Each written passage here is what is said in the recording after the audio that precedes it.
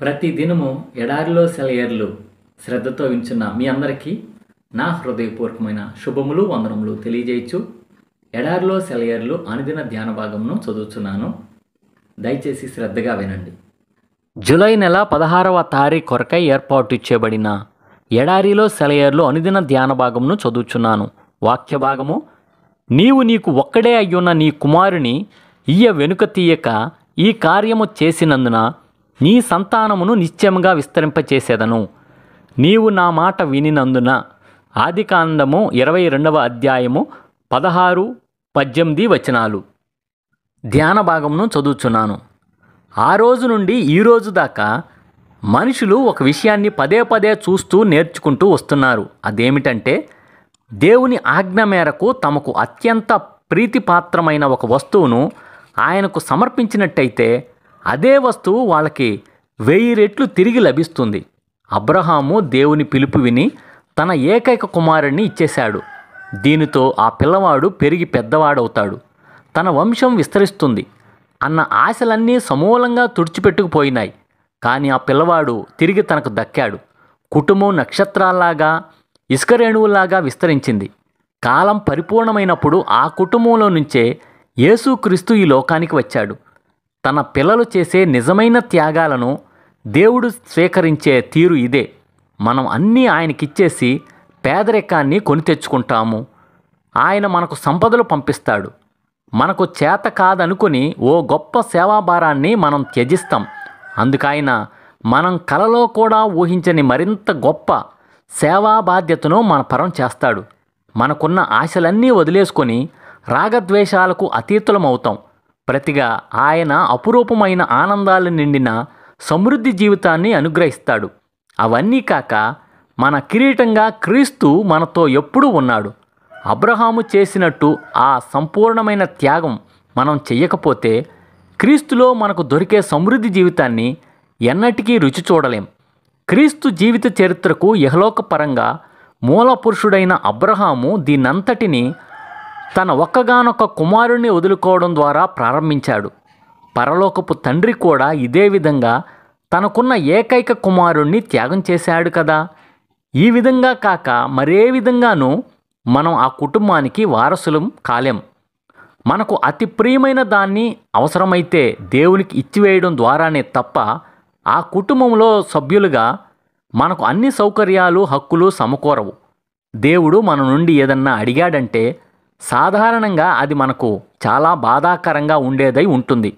అయితే తిరిగి మనలో జీవం నిండాలంటే, పరలోకానికి ఆరోహణమయ్యే కొండకు చేరాలంటే మనం తప్పనిసరిగా గెత్సెమనే తోట, సిలువ, సమాధి మార్గాల్లో గుండా ప్రయాణించాల్సి ఉంది. ఓ మానవ హృదయమా, అబ్రహాము అనుభవం ఆయనకొక్కడికే పరిమితం అనుకోకు. అలా మరెన్నడూ ఎక్కడా జరగదని అనుకోకు. ఎంత కష్టమైనా, నిష్ఠూరమైనా దేవునికి లోబడడానికి సిద్ధపడిన ఆత్మలన్నిటితో ఆయన వ్యవహరించే పద్ధతికి ఇది ఒక మచ్చుతునక మాత్రమే. నువ్వు ఓపికతో సహించి కనిపెట్టిన తరువాత వాగ్దాన ఫలం నీకు దక్కుతుంది. త్యాగానికి బదులుగా లోకాతీతమైన దీవెనలు దొరుకుతాయి.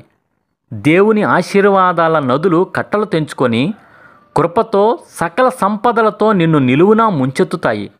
దారి కనిపించని పొగమంచు మూసినప్పటికీ ధైర్యంగా దేవుని పక్షాన ముందడుగు వేసే వారి కోసం దేవుడు చెయ్యని సహాయం అంటూ ఏమీ లేదు. అలా అడుగు వేసేవాళ్ళు తమ పాదం బండ మీద పడిందని తెలుసుకుంటారు. ఇదే ఈ దినమునకై ఏర్పాటు చేయబడిన ఎడారిలో సెలయేర్లు అనుదిన ధ్యాన భాగము. సమస్త జ్ఞానమునకు మించిన దేవుని కృపా సమాధానము ప్రభువైన యేసుక్రీస్తు వలన మీ హృదయములకు, మీ తలంపులకు కావలి ఉండును గాక. ఆమేన్. ప్రార్థన. పరిశుద్ధుడా, ప్రేమ కలిగిన తండ్రి యేసుక్రీస్తు ప్రభువా, మాకిచ్చిన మరి యొక్క మంచి వర్తమానం బట్టి వందనములు, స్తోత్రం చెల్లించుకుంటున్నాం ప్రభువా. అబ్రహాం యొక్క జీవితాన్ని, తన యొక్క త్యాగాన్ని మా జ్ఞప్తికి తెచ్చిన విధానం బట్టి వందనములు, స్తోత్రములయ్యా. అబ్రహాంకున్న త్యాగ జీవితం మేము కూడా కలిగి ఉండటానికి సహాయం చేయండి అయ్యా. అలాగే యేసయ్యా, నీవు కూడా ప్రభువా మా అందరి కోసం ప్రభువా నీ యొక్క ఆఖరి రక్తం బొట్టు వరకు ప్రభువా నీవు తండ్రి త్యాగం చేస్తూ వచ్చావు ప్రభువా. మా కొరకు నువ్వు తగ్గించుకుంటూ వచ్చావయ్యా. దేవుని నుంచి భూమికి దిగి వచ్చిన విధానం బట్టి నిన్ను స్తుతిస్తున్నాం, నిన్ను ఘనపరుస్తున్నాం ప్రభువా. అయితే మేము కూడా ప్రభువా నశించిపోయే ఆత్మల నిమిత్తమై మా యొక్క జీవితాలని నీకు త్యాగం చేసే కృపా ధన్యత మాకు దయచేయమని వేడుకొంచున్నాం ప్రభా. ఎడారిలో సెలవించిన నీ బిడ్డల్లో ఎవరెవరైతే ప్రభా వారి జీవితాల్లో త్యాగ జీవితం అనేది లేకుండా ఉంటుందో ప్రభా, అయా త్యాగపూరితమైన జీవితం కలిగి ఉండటానికి సహాయం చేయండి అయ్యా. ప్రతి ఒక్కళ్ళం ప్రభా నీ పని కోసం మేము సమర్పించుకొని ఉండేవారికి ఉండటానికి సహాయం చేయండి అయ్యా. నీకు ప్రభా ఉపయోగపడే సాధనాలుగా మేము ఉండటానికి సహాయం చేయమని వేడుకొంచు అయా. ఈ దినము ప్రభా మరి ముఖ్యంగా నీ సేవకులైన వారి గురించి, సువార్థికులైన వారి గురించి, పాస్టర్ గారి వాళ్ళ గురించి ప్రార్థన చేస్తున్నాం ప్రభా. నీ సేవకులు వారి యొక్క ప్రయాణాల్లో మీరే తోడుగా ఉండమని వేడుకొంచున్నాం ప్రభా. ఆయా నశించిపోయే ఆత్మల కోసం ప్రభా దూర ప్రాంతాలకి తండ్రి, కొండ ప్రాంతాలకి, ఆయా లోయ ప్రాంతాలకి ఎంతో సుదూరమైన ప్రయాణాలు చేస్తూ ఉంటుండగా వారికి క్షేమకరమైన ప్రయాణం దయచేసి నీ సువార్త మరింతగా వ్యాప్తి చెందటానికి సహాయించండి అయ్యా. దేవుని సేవకు అయా, నీ సేవకు అలాగున్న ప్రభా అయా సువార్త సేవకు జరుగుతున్న ప్రతి ఒక్క ఆటంకాన్ని యేసు క్రీస్తు నామంలో లయమగునుగా కానీ ప్రార్థన చేస్తున్నాం ప్రభా. నీ యొక్క సేవ ప్రభా చేయబడటానికి నీ బిడ్డలు త్యాగపూరితంగా తండ్రి సంతోషంగా ఎలాంటి అవమానాలను ఎదుర్కొనే కృపా ధన్యత దయచేయమని వేడుకొంచున్నాం ప్రభా. వారికి వచ్చే ప్రతి ఒక్క ఆటంకాన్ని, అడ్డంకిని ధైర్యంగా ఎదుర్కొంటూ ప్రభా అయా విశ్వాస జీవితం అనేది, త్యాగపూరితమైన జీవితం అనేది తెలియపరచడానికి సహాయం చేయమని వేడుకొంచు. ఈ దిన దీవెనలతో, ఆశీర్వాదాలతో ప్రతి ఒక్కళ్ళని నింపమని మా కొరకు తిరిగి త్వరలో రానయ్యున్న యేసు పరిశుద్ధ నామంలో ప్రార్థించి వినయంగా వేడుకొంచున్నాము తండ్రి. ఆమెన్.